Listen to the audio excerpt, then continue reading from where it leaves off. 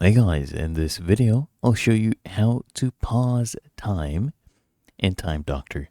You can do the same thing on the web browser, right? The dashboard right here.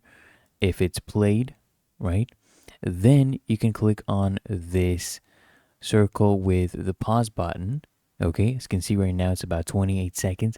If I pause this, it pauses right here at 31. Now, if I come open Time Doctor right here, and this one was, I believe, emails, right? As you can see, it's continuing, right? And the same thing, because it syncs, you can do this on the extension as well. You can check it out. It had stopped at 31 seconds right there, and then it should sync again, right? When you play it, it starts at 35. So as soon as you hit the red pause button, it will pause, it will sync across all the different tools. And it's really that easy. That is how to pause time in Time Doctor.